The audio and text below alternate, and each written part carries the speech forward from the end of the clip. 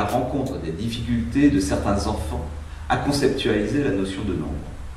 Il vient de situations qui m'ont amené à réfléchir à la conception d'un outil permettant de travailler de façon très ciblée sur la notion de nombre et évitant à l'enfant de s'égarer dans d'autres champs conceptuels ou dans des procédures non pertinentes. L'utilisation de l'arbre aux cerises, qui s'adressait en premier lieu aux enfants en difficulté d'acquisition du nombre, s'est vite étendue à l'école maternelle, au CP et à l'enseignement spécialisé, ainsi qu'aux rééducations, car il permet des pratiques qui vont de la découverte jusqu'à la maîtrise des nombres. Quand un enfant associe un domino avec 3 points avec un autre domino avec 3 points, on n'a pas la certitude qu'il met en lien 2 nombres, car c'est peut-être 2 dessins, 2 dispositions de points qu'il met en lien. Alors, voici une branche de 4, voici un panier de 4. L'un est rouge, l'autre est jaune. L'un est vertical, l'autre est horizontal. L'un est souple, l'autre est rigide. L'un a des éléments coulissants, l'autre a une disposition fixe. L'un peut prendre toutes les formes, l'autre non. La seule chose, l'unique chose qui lie ces deux objets, c'est le nombre. Et c'est bien pour cela que l'on sait que l'on travaille de façon ciblée sur le nombre. Associer cette branche à ce panier va mettre en évidence les notions même nombre que, autant que. Expérimenter la situation suivante va faire immédiatement apparaître plusieurs notions. Il sera important de mettre des mots sur ces notions.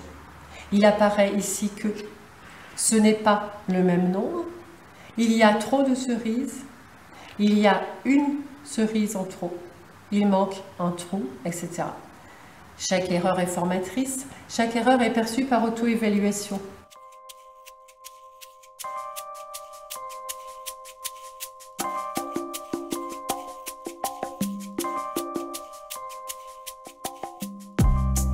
Ici une branche avec 0 cerise, ici une branche avec 2 cerises, et on a également des branches, 2 branches pour chaque nombre de 0 donc à 10. De la même façon, on a les paniers correspondants. Ici un panier avec 4 trous, on a un autre panier avec 4 trous. Volontairement, les dispositions sont différentes.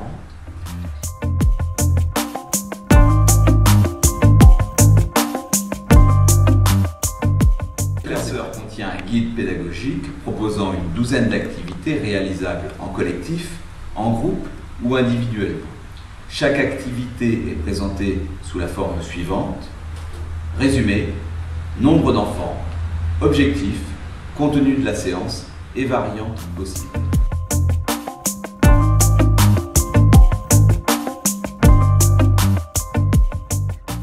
Remplir les paniers, il sera possible de mettre en réussite des enfants très débutants ou en grande difficulté en utilisant seulement une partie du matériel.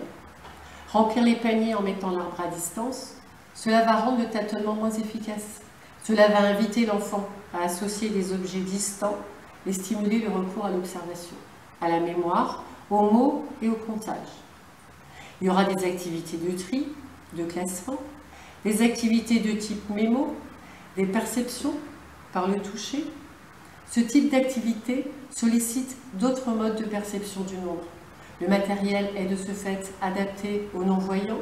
Le matériel est facile à trouver, facile à ranger, il ne s'égare pas et les collections sont bien séparées. Voici enfin quelques exemples de fiches à photocopier. Elles permettent des allers-retours entre la manipulation et le travail écrit. Elles sont en général proposées avec 2 niveaux de difficulté différents.